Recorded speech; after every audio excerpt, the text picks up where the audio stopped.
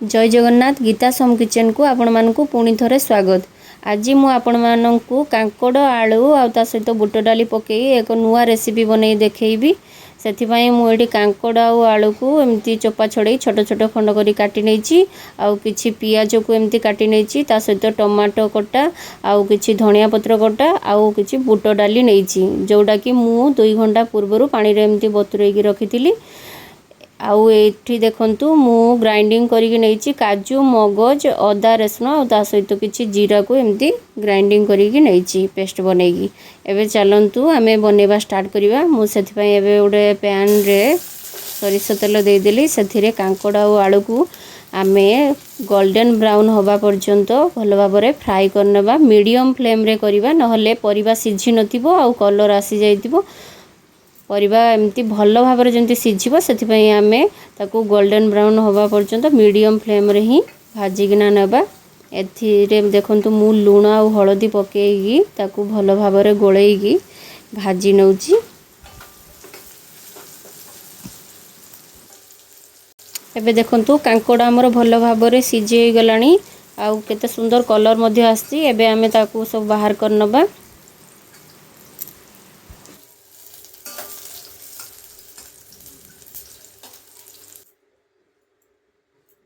एबे आमे सही पैन रे मसला बनेबा। मसला बनेबा पई मु सेथरा आ डिके तेल ऐड करची आ तापरे दुईटा कंचा लंका को मझिरु कट देई सेथरे ऐड करची आ गोटे तेजपत्र नै नैची। एबे सब को आमे भलो भाबरे फ्राई करनबा। तापरे सेथरे कटा ही रहितबा पियाज को ऐड करिबा।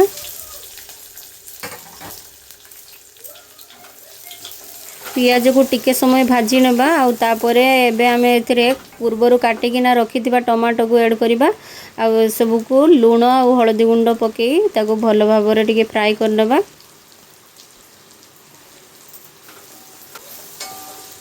टमाटो टिके भलो भाबरे फ्राई हे गेला परे एबे आमे पूर्वरु बनेकी रखिथिबा पेस्ट को ऐड करिबा आ ए मसला को टिके भलो भाबरे कसी नेबा।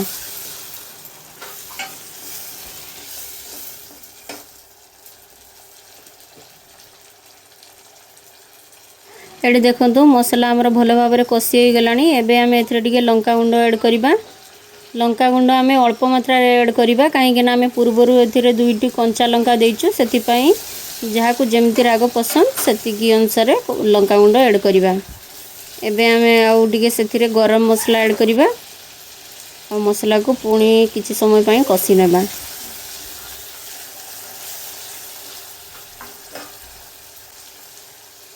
एबे आमे एथिरे पूर्वरु बतुरई की रखिथिबा बुट डाली को ऐड करिबा आ ता सहित भाजिकिना रखिथिबा कांकोड़ आलू को मध्य ऐड करनबा आ ए सब को भलो भाबरे कसी नबा।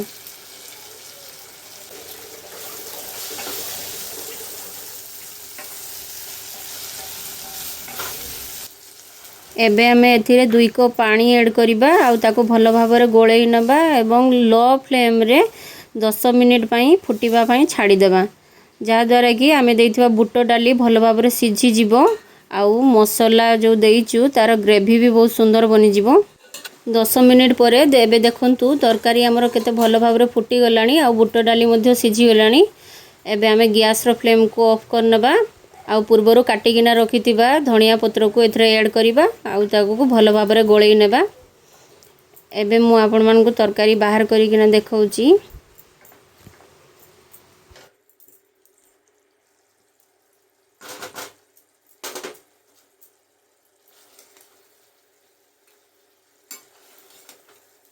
एडी देखंतु कांकोड़ आलू आ बुट डाली रो ई स्वादिष्ट तरकारी हमरो सर्व करिवा पई एकदम रेडी।